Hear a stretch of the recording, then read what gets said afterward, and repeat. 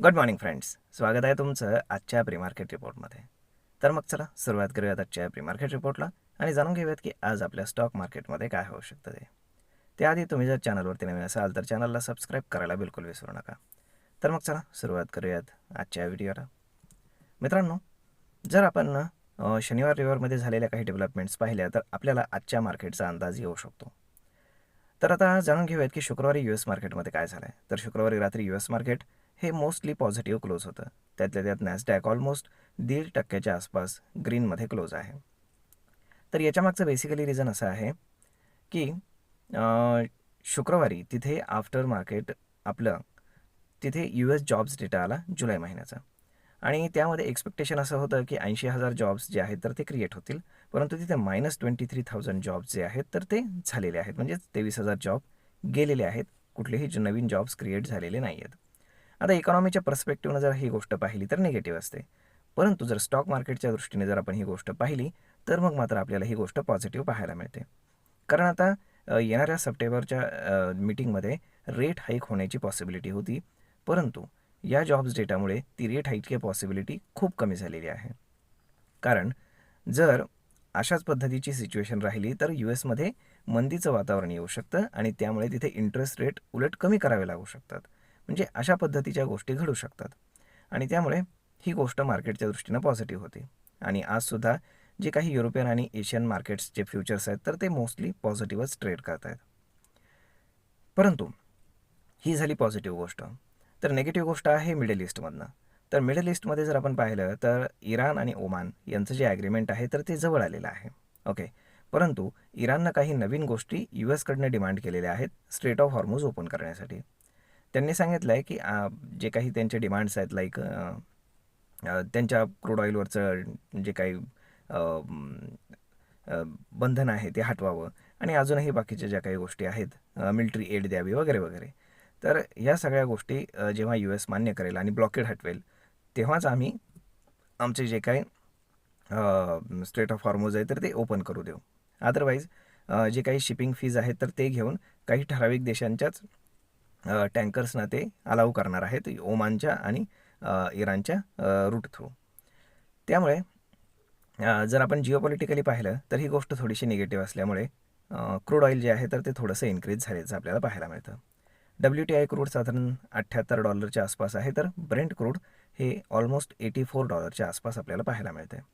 आज सकाळी जर आपण पाहिलं तर 2.5% आसपास आपल्याला क्रूड ऑइलमध्ये जंप पाहायला मिळतं. परंतु आज त्या गोष्टीपेक्षा US कडनं आलेला जो जॉब डेटा आहे तर तो जास्त मार्केटसाठी सिग्निफिकंट राहणार आहे. आणि सोबतच आपण जर आपल्या मार्केटकडे जर पाहिलं तर RBIने एक निर्णय घेतलेला आहे, तो FCNR आणि NRI डिपॉझिट संदर्भात आहे, जो की मोस्टली बँकांसाठी पॉझिटिव्ह आहे. म्हणजेच आज बँकिंग स्टॉक्स मोस्टली पॉझिटिव्ह फोकसमध्ये राहतील.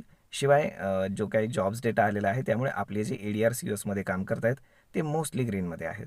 त्यामुळे IT स्टॉक्ससुद्धा आज फोकसमध्ये राहतील. त्यामुळे मोस्टली मार्केट पॉझिटिव्ह राहण्याची खूप हायली पॉसिबिलिटी आहे, हे लक्षात असू द्या. आता हा झाला एक भाग. आता दुसरी गोष्ट जर आपण पाहिली स्टॉक स्पेसिफिक पाहायचं झालं तर रिलायन्स देखील आज फोकसमध्ये राहणार आहे. कारण रिलायन्सनं इराणकडनं 2 सुपर टँकर्स मागवलेले आहेत, सॉरी इराककडनं. तर त्यामध्ये काय आहे की त्या सुपर टँकरसाठी त्यांनी खूप जास्त फीज पे केली आहे. जसं की $2 मिलियन आत्तापर्यंत एका टँकरला येण्यासाठी पैसे द्यावे लागत होते. तर ते आता ऑलमोस्ट त्यांनी 22 साधारण मिलियनच्या आसपास दिलेले आहेत, की जे खूप जास्त प्राईस आहे. परंतु इराकनं त्या बदल्यामध्ये त्यांना खूप स्वस्तामध्ये क्रूड ऑइल दिलेला आहे, की ज्याचा भाव आत्ता चालू आहे क्रूड ऑइलचा $84. त्यांनी दिलेला आहे साधारण $25 ते $30 दरम्यान. त्यामुळे साहजिकच ते रिलायन्सला ते परवडलेलं आहे. मग आता ती गोष्ट देखील रिलायन्सच्या पथ्यावर आहे. 2 सुपर टँकर्स भरपूर मोठे असतात. तर मग पाहूयात की आता काय घडतंय ते. जर आपण टेक्निकली पाहायचं झालं तर 24,600 वरती मार्केटला एक सपोर्ट पाहायला मिळतो. म्हणजे जिथे मार्केट ऑलमोस्ट बंद झालं होतं तिथे ऑलमोस्ट थोड्याच अंतरावरती सपोर्ट आहे.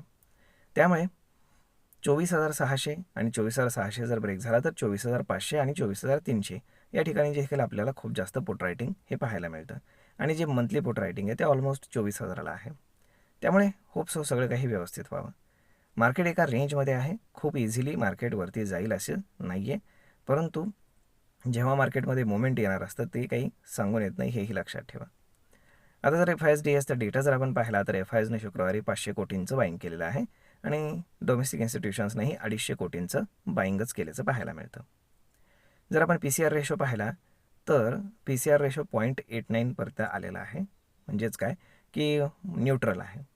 आणि आज जर आपण गिफ्ट निफ्टी पाहिलं तर गिफ्ट निफ्टी इंडिकेट करतं आहे की मार्केट साधारण 10 ते 15 पॉईंट गॅप अप ओपन होईल, ज्याला आपण ऑलमोस्ट फ्लॅट म्हणू शकतो. त्यामुळे मार्केटही फ्लॅट ओपन होत आहे, ग्लोबल क्यूज पॉझिटिव्ह आहेत आणि मिडल ईस्टमध्ये जे टेन्शन आहे तर त्याच्यामध्ये गुड आणि बॅड अशा दोन्ही गोष्टी आहेत.